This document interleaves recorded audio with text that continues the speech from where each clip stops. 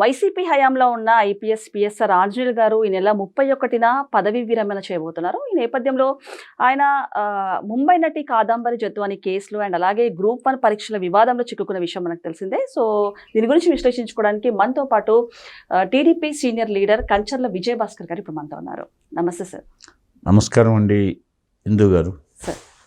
Sir, మరి YCP హయాంలో ఉన్న ఐపీఎస్ పిఎస్ఆర్ ఆంజనేయులు గారు ఈ నెల 31న పదవి విరమణ చేయబోతున్నారంటూ వార్తలు వస్తున్నాయి.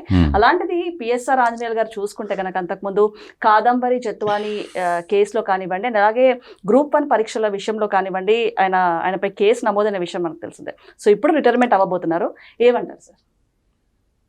రిటైర్మెంట్ కాబోతున్నారంటే అది సహజమే. రిటైర్మెంట్ కావడం అనేది అధికారులు ఏ అధికారైనా రిటైర్మెంట్ అవుతారు ఆ సమయం సమీపించినప్పుడు.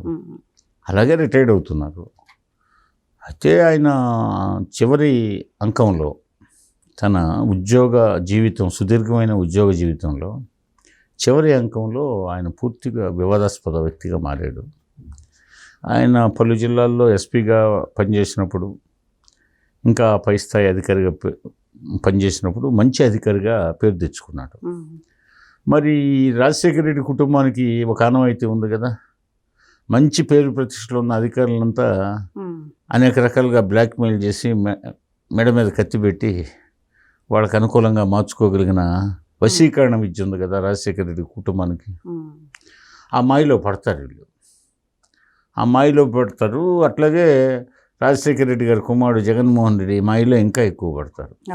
ఇప్పుడు అటు శ్రీలక్ష్మి గారిని అట్లాగే చేశారు. ఇంకా శ్రీలక్ష్మి గారు ఏముంది, ఎండి రాజగోపాల్ మైన్స్, అట్లాగే చాలామంది అధికారులు ఉన్నారు. పోతే వాసుదేవరెడ్డి ఉన్నాడు, లిక్కర్ కుంభకోణంలో ఉన్నాడు. ఇట్లా చాలామంది ఉన్నారు. అట్లాగే విశాల గున్ని ఉన్నాడు, క్రాంతి రాణా ఉన్నాడు, పిఎస్ఆర్ ఆంజనేయులు గారు ఇప్పుడు మీరు పేర్కొన్న ఆయన. ఈయన ఉన్నత పోలీసు అధికారిగా చాలా మంచి పోలీస్ అధికారిని అనిపించుకున్నాడు ఒక దశలో. చివరి అంకంలో ఏదో తెగులు వచ్చినట్టు, ఏం తెగులు వచ్చిందో అంటే ఇదే రాజశేఖర రెడ్డి, జగన్మోహన్ రెడ్డి వాళ్ళ సెగ, వాళ్ళ వశీకరణ విద్యకు లోనయ్యారు. వాళ్ళు చెప్పిన పనులలా చేశారు. అందువల్ల జైలు పాలయ్యాడు. జైలుకి పంపించే పోలీస్ శాఖ అధికారి, తప్పు చేసిన వాళ్ళని జైలుకి పంపించే పోలీస్ అధికారి తానే జైలుకి పోవాల్సిన దుస్థితి తెచ్చుకున్నాడు. అట్లాగే పోతే ఐపీఎస్ అధికారి మూల్యాంకనం అంటే గ్రూప్ 1, ప్రతి రాష్ట్రంలో గ్రూప్ 1 అంటే సర్వీస్ కమిషన్కి సంబంధించిన స్టేట్ పబ్లిక్ సర్వీస్ కమిషన్ అంటారు. కేంద్రంలో సివిల్ సర్వీసెస్ అధికారులు అంటే ఐఏఎస్లు, ఐపీఎస్లు, అట్లాగే ఐఎఫ్ఎస్లు, ఐఆర్ఎస్లు, ఈ వీళ్ళంతా యూనియన్ పబ్లిక్ సర్వీస్ కంట్రోల్లో ఆ విధంగా సెలెక్ట్ అవుతారు.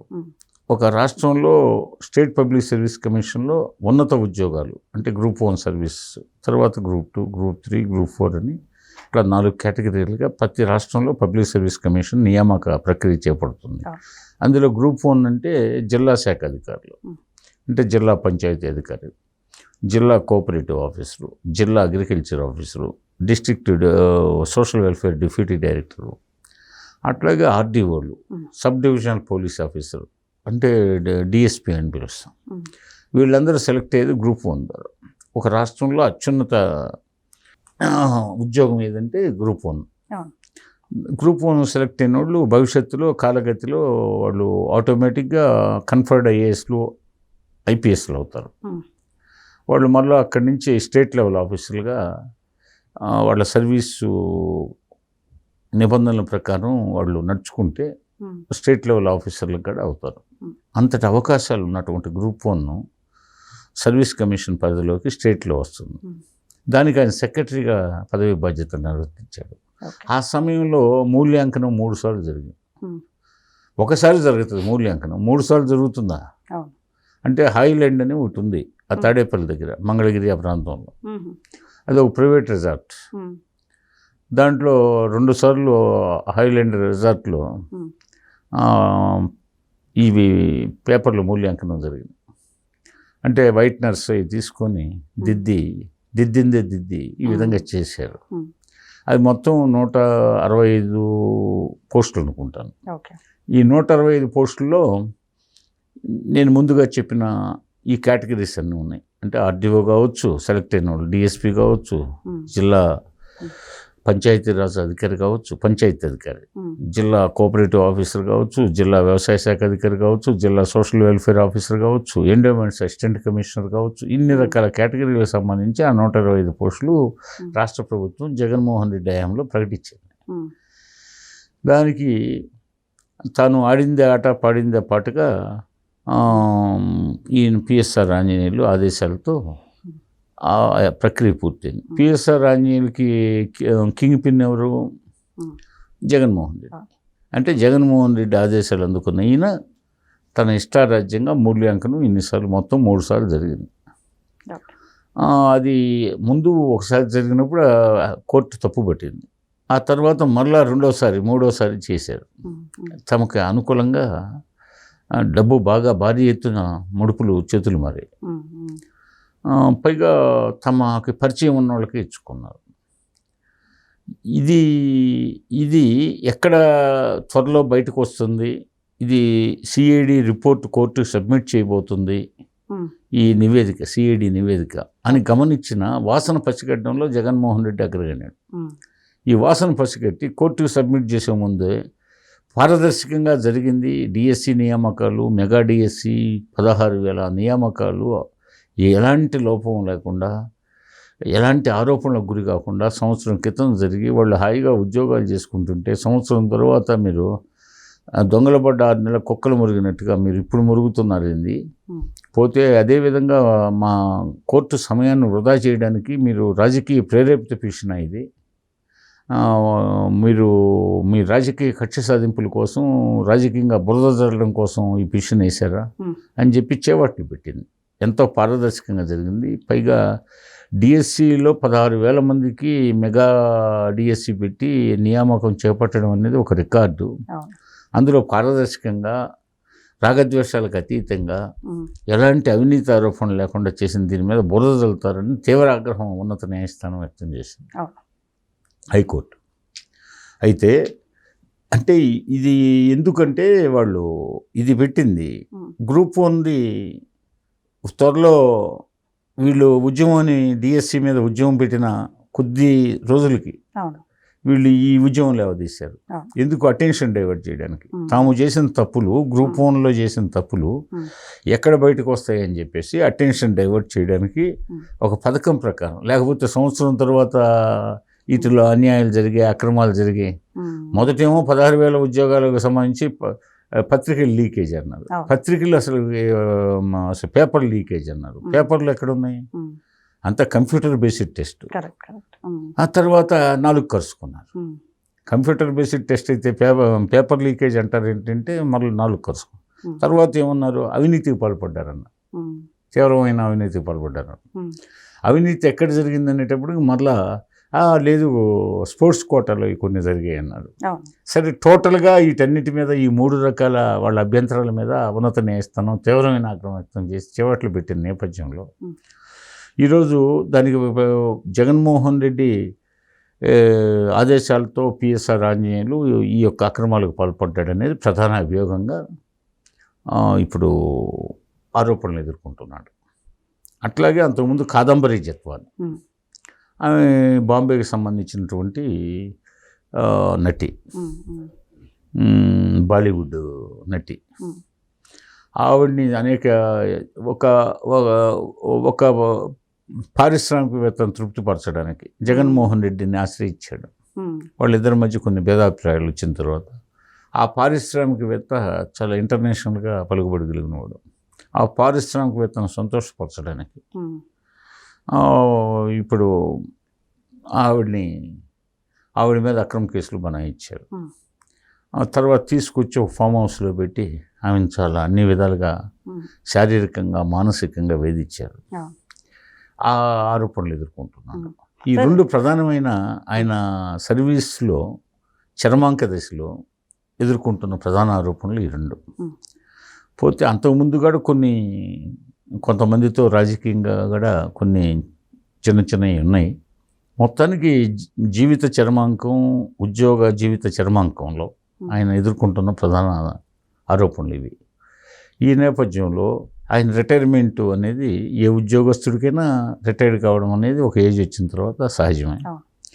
పోతే ఆయన రేపు ఆగస్టు 31 రిటైర్డ్ కాబోతున్నారు. అయితే ప్రధాన ఆరోపణలు ఎదుర్కొంటున్నారు. పైగా ఆయన మీద సిఐడి ఇచ్చిన నివేదికలో ఆయన అక్రమాలకు పాల్పడినట్టు రుజువైంది. అది కోర్టుకు సమర్పించున్నారు. కోర్టు దాని న్యాయస్థానం ఇంకా అఫిషియల్గా అది ఇంకా తీర్పు ఇవ్వలేదు. అయితే ఈయన గతంలో వీటి మీదనే, ఈ 2 ప్రధాన ఆరోపణల మీదనే ఈయన 2 years బ్యాక్ సస్పెండ్ అయ్యాడు. కొన్నాళ్ళు జైలు శిక్ష, జైల్లో ఉన్నాడు, రిమాండ్ ఖైదీగా ఉన్నాడు. ఆ తర్వాత బెయిల్ తెచ్చుకున్నాడు, బెయిల్ మీద ఉన్నాడు. ఇప్పుడు బెయిల్ మీద ఉంటూ రిటైర్డ్ అవుతున్నాడు. అయితే ఆయన రిటైర్మెంటు బెనిఫిట్స్ పోతే ఆయన లాస్ట్ మినిట్లో ఒక్కరోజన్నా సర్వీస్లో జాయిన్ అయ్యే అవకాశాలు ఆయనకు ఉన్నట్లేదు. అంటే ప్రధాన ఆరోపణలు ఉన్నాయి కాబట్టి. అదేవిధంగా ఆయన ఈ బెనిఫిట్స్ కూడా కోల్పోయే అవకాశాలు ఉన్నాయి. తనకు రావాల్సిన బెనిఫిట్స్ కూడా కోల్పోయే అవకాశం ఉంది. తనకు రావాల్సిన పెన్షన్ కూడా కోల్పోయే అవకాశాలు ఉన్నాయి. కాబట్టి ఇది ఇలాంటి సంఘటనలు భవిష్యత్తులో ఏ అధికారి తప్పు చేయకుండా ఉండడానికి అధికారులు ఒళ్ళు జాగ్రత్తగా పెట్టుకొని నడుచుకోవడానికి వీటిని గుణపాఠాలుగా తీసుకోవాలి. ఈ అధికారుల దుశ్చర్యల వల్ల, దుష్ప్రవర్తన వల్ల సమాజానికి జరుగుతున్న హాని, ఆడ 125 ఉద్యోగాల వల్ల ఎంతోమంది ప్రతిభావంతులు అవకాశాలు కోల్పోయారు. కొందరు నిరుద్యోగులు ఆ గ్రూప్ 1లో నెగ్గలేకపోయామని ఆత్మహత్యలు కూడా చేసుకున్నారు. ఇది ప్రధానంగా గమనించాల్సిన విషయం.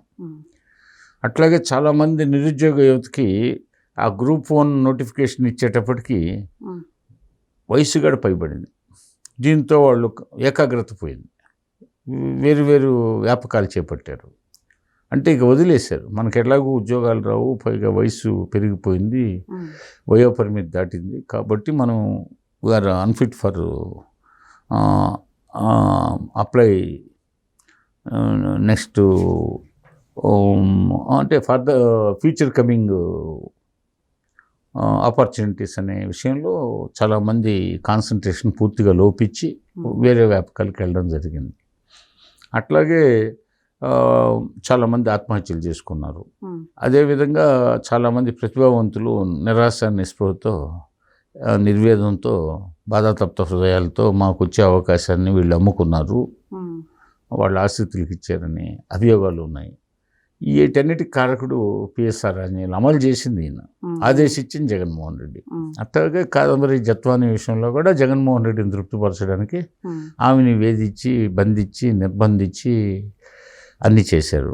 ఈయన జనాల్లోకి పోయి ఓదార్పు యాత్రలు పెడుతూ నా చెల్లెమ్మలు, నా అక్కలు, నా అమ్మమ్మలు, నా అవ్వలు అంటుంటాడు. మాట్లాడితే నా అవ్వలు, అమ్మమ్మలు, నాయనమ్మలు, అక్కలు, చెల్లెళ్ళు అంటుంటాడు. అది కాదంబరి జత్వాని విషయంలో జగన్మోహన్ రెడ్డి ఆదేశాలతో పిఎస్ఆర్ ఆంజనేయులు ఇతరుల ఆదేశాలని అక్రమంగా, హ్యూమన్ రైట్స్కి వ్యతిరేకంగా, అదేవిధంగా సమాజంలో కట్టుబాట్లకు వ్యతిరేకంగా, సమాజ సాంప్రదాయాలకు వ్యతిరేకంగా ఏ ఐఏఎస్లు చేసినా, ఐపీఎస్లు చేసినా, గ్రూప్ 1 సర్వీస్ అధికారులు చేసినా వాళ్ళు రేపు భవిష్యత్తులో ఇలాంటి పరిణామాలను ఎదుర్కోవాల్సి వస్తున్న దానికి హెచ్చరిక ఇలాంటి వాళ్ళ ఈ స్టోరీస్. అది విషయం. కాబట్టి ఆగస్టు 31న రిటైర్ కాబోతున్న సందర్భంగా ఈ అధికారులందరూ అప్రమత్తంగా ఉండాలి, అక్రమాలకు పాల్పడవద్దు. పోతే పరిపాలకులు సరైన మెసేజ్ ఇచ్చినప్పుడే మీరు మీ యాటిట్యూడ్ ప్రకారం మీరు చేయాలి, కానీ అందుకు భిన్నంగా మీరు వాళ్ళని సంతోషపరచడానికి, వాళ్ళు చేయమన్న అక్రమాలు, అన్యాయాల్లో మీరు పాల్గొంటే మీకు ఇదే గతి పడుతుంది అనేది పిఎస్ఆర్ ఆంజనేయులు లాంటి అధికారులు ద్వారా మీరు తెలుసుకోవాల్సిన సందేశం అది. Okay sir, thank you.